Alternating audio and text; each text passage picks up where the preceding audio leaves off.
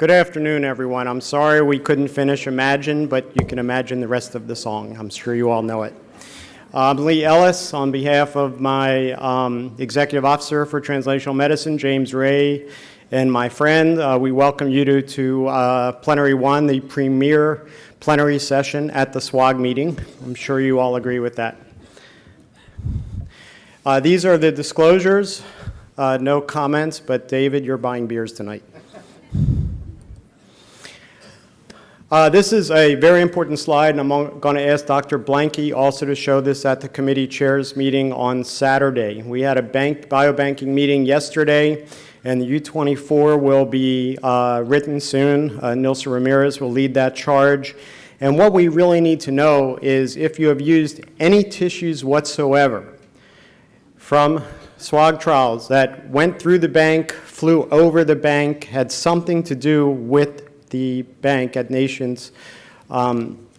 Children's Hospital, Nationwide Children's Hospital, please let us know about publications, abstracts, products, or patents from that. If you have any questions at all, you can email me and I will forward the email on to Nilsa, or if you can remember this email that's up on the slide, please contact Nilsa with any information you have regarding tissues that may have involved the bank, and so we can get credit for that on the resubmission of the U24, the new submission of the U24. Quick overview of what's been going on in translational medicine. Obviously, the work is done within each committee, and outstanding TM leads, as well as the folks on the committees, and along with their collaborators. You'll hear one today from David McConkey to talk about translational medicine on the GU committee. At the last meeting in San Francisco, we had a TM chair dinner. There was a low attendance there, but I will say that the folks who were able to show up gave us some great insights, and JR and I are going to take that and try to move some of those ideas forward. We did talk a little bit about workshops that we used to have on Saturday mornings. We had I.O. workshops before it was called I.O. We had some bioinformatics workshops, and I will state that about a year ago, Nicholas Schultz came up here from Sloan Kettering, gave an absolutely outstanding talk on bioinformatics, and if people are interested in a workshop on the Saturday morning of the next SWOG meeting or a year from now, let me know, and I'd be happy to organize that along with JR. Other folks thought about what's the value or perceived value of machine learning or artificial intelligence. I think JR pointed out someone to present who can communicate this new technology to MDs, because we're a little slow in learning, as I think what he inferred. But we do need somebody to make sure it's understandable. So if you have any ideas or requests for additional TM education or anything regarding the TM programs, please let me know.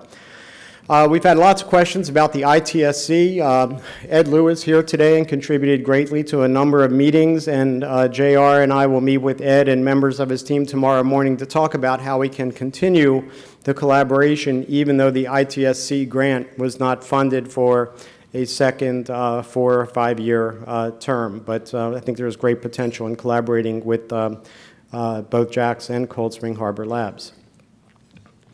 So, as always, thanks to the NCI for supporting SWOG. Thanks for the Hope Foundation for Cancer Research for supporting so many different initiatives. I'm sure many in the audience have benefited from that, especially young investigators and trial support, SLIA, all kinds of initiatives. So we thank you, NCI, and thank you, the Hope Foundation for Cancer Research. Speaking about JAX, it's just a coincidence that a couple days ago I listened to a webcast on PDXs and their value in drug development and so forth, and then I pursued this a little further and see that for free, JAX On Demand, if you're interested in the topic, you can take a webinar and listen to a webinar and get a tremendous education. The trick is finding time. Nobody has time to do it. By the end of the day, you're ready to go home or not. So what I urge you to do is, if you want to do a webinar, you see one that interests you, put it on your calendar. And that way you will have to do it because it's on your calendar. Somehow we have to find time to continuously learn. That's the trick that I've learned. Speaking about continuously learning, I'm not sure if everybody realizes that most of the TM presentations that occur at our semi-annual meetings are recorded and after a few weeks are put up on the website. So this is something that I just pulled off the website a couple of days ago in preparing for this introduction. I will state that we've had some really great speakers here over the years, and some have been invited back to talk today. So if you have missed a presentation or missed some key points in a presentation, please go to the website because it's right there.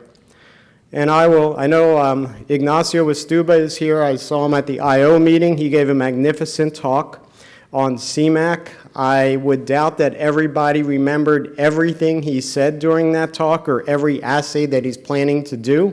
So if you have a trial and you're planning on collaborating with the CMAC initiative and Ignacio, first go back and take a look at that webcast and the lecture that he gave, the outstanding lecture that he gave in San Francisco, and then talk to Ignacio after you have re-educated yourself. And these are just a few of the slides that I pulled from the website. The HOPE grants, normally the impact awards are announced at this meeting. They will be announced soon thereafter by email. But there are some upcoming application deadlines. Seed grant deadline is December 1. We have now what I think is a really good program, letters of intent. So for the impact award that would be coming up in the spring, that deadline is the 15th, along with the Coltman Fellowship, a very important honor for Dr. Coltman, January 15th, and a Career Engagement Award. The letters of intent are due the same date on January 15th. So we have a great session today. We have a number of return speakers because these topics are incredibly important. The first talk will be from Ellis, who I'll invite up here in just a second.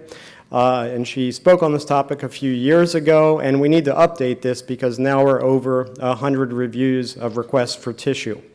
David McConkey, my longtime friend from MD Anderson, until he moved to Hopkins, will talk about biomarker studies in S13-14. And RAS has been all over the news, some good news, some bad news, some equivocal news, and we have Alex Adjei, who will give us insights on some of the new RAS inhibitors and ways to target RAS. Are we there yet? And I would say, as I'm inviting 3 friends to come up and lecture at the Plenary 1 session, I added up the number of years that we have been friends, and it's over 75 years. And that's not showing up for a reason, I guess.